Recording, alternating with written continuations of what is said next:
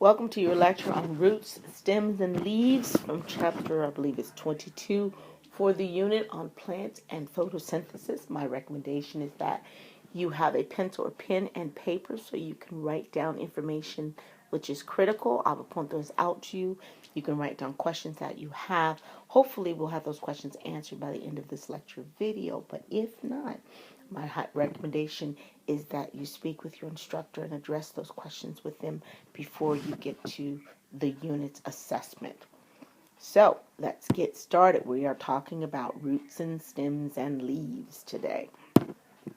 The root is usually the first structure that you see grow out of the seed. So when a seed sprouts, your first thing you see is a little wiggly structure coming out of it. That is pretty much going to be the root, because the seed needs to take root so it can then get the nutrients it needs so that the rest of the seed, knowing that it's got a good supply of nutrients, can then start to sprout. Roots take in water and dissolved minerals that are transported to the rest of the plant. That's why it's important that the soil is not contaminated, because whatever the soil is contaminated with, the root system of plant will generally take it in, and that is what animals have to feed off of. So, I know that probably not a lot of us involved here are naturalists, environmentalists, but these are things that have to be taken into account, because all roots are on all plants, and all plants we need to feed for ourselves. So we need to take care of our planet. So it's just a little aside. I just throw that at you. So let's look at the root structure and the growth of the root. Here you see that we have a tip of a root, which is right here. This is where your root cap is. Actually, I want to use another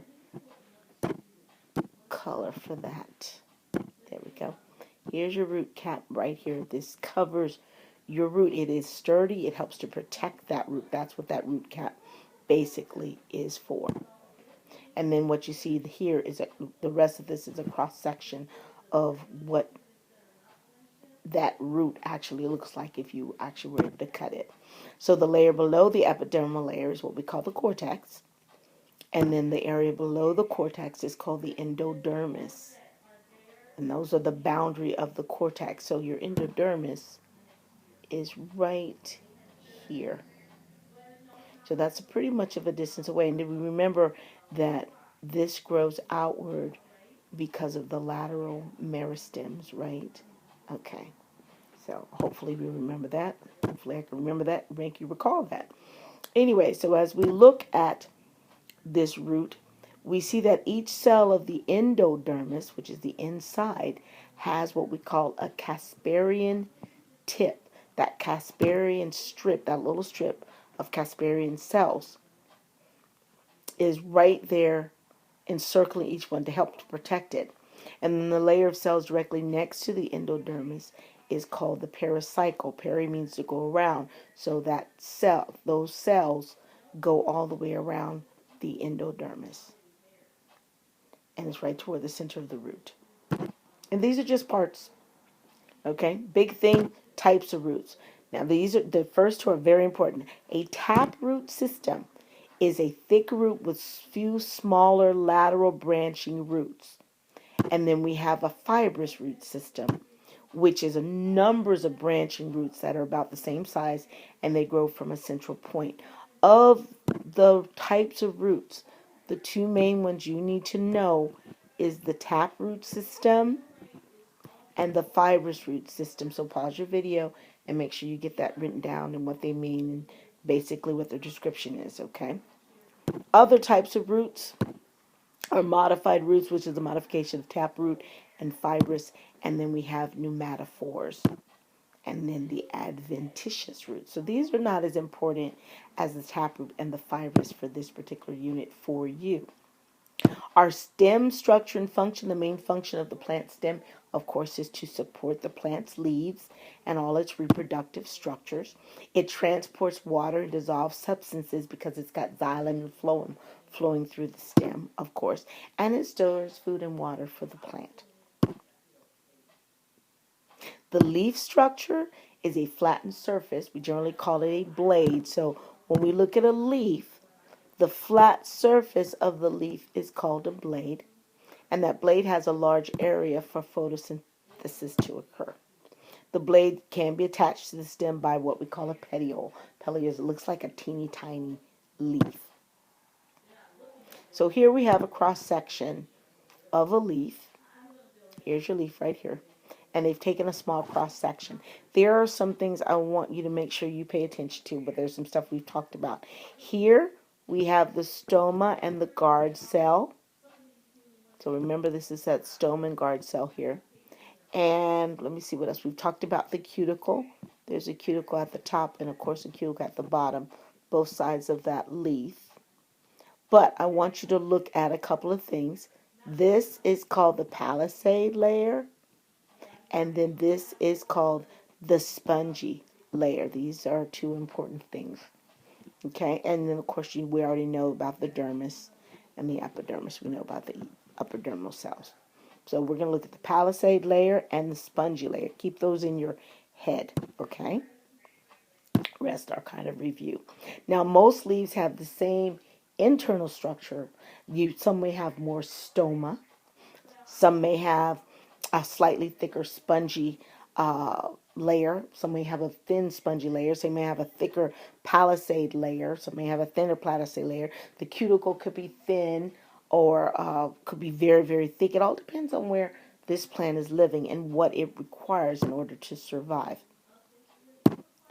The internal structure of most leaves is pretty good adapted for photosynthesis because you know you're going to have your chlorophyll always there.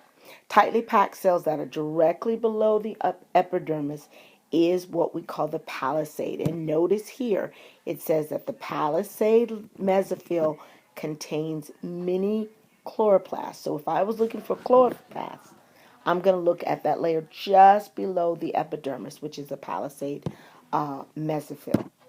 And then below that is our spongy mesophyll. And that makes sense because, you know, you've got water coming in through the stoma. And then you've also got the vascular system, the xylem and phloem. It's coming through the spongy mesophyll. So that makes perfectly good sense.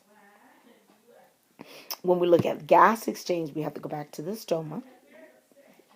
And those stoma or pores is where the gas and the water comes out. So water evaporates from the inside of the leaf to the outside through stoma, and it actually pulls water column upward. So when water evaporates, this is a leaf, and no, I can't draw, but if this is a leaf, and this, let's just say this is a stoma, as the water is evaporating from the stoma, it's helping to pull more water up through the plant in what we call transpiration. So as water evaporates from the leaf to the outside through the stomata, then it's pulling water up, and that's that transpiration. And how can it pull water up? Well, for those of you who may have taken chemistry, you should know about adhesion and cohesion. Water has the ability to stick to the sides of anything, a cup, a glass, but a plant. And water sticks to each other, which is the cohesion. So they adhere to the sides and they are cohesive. So as one water molecule moves up, it actually pulls the rest of the water molecules with it. And I will go a little bit more into that a little bit later. So let's look at the characteristics of the leaf. If the leaf is simple, it can have and when we talk about venation, we're talking about the veins of a leaf. You know the veins of a leaf, okay? So it can have a palmate vein, and the arrangement of the leaf is just a leaf on either side. Those are called opposite. Or you can have what we call compound leaves. Compound leaves can have parallel veins, so you have a center with, let me see if I can draw that. I might. A center with veins coming out. That's what they're talking about when they're talking about pinnate, okay? When they're talking about venation, they're talking about this, Okay, this is pinnate. So when you have a pinnate leaf, if it happens to be a compound leaf, of course, the leaves will generally be opposite of each other or alternate of each other. That means instead of them being directly across from each other like they are on the opposite, there's one up and one down. And then, of course, you have the parallel leaf. In parallel leaf, when you look at the veins of a parallel leaf, the veins are all in one direction. That's why they're called parallel. And when you look at that leaf, you'll find that the leaves are whirled around the stem. Remember, it all pertains pretty much to the stem. So opposite in pertaining to the stem, or they are alternate in pertaining to the stem, or they are whirled around the stem. And you can do this right now. You can walk right outside or when you get home and look at your plants. And you can always figure out which one is simple and which one is compound using this type of classification. You can't tell what type of plant it is, but you can do a classification of the characteristic of its leaves very easily. Okay, that ends your lecture. Have a great day.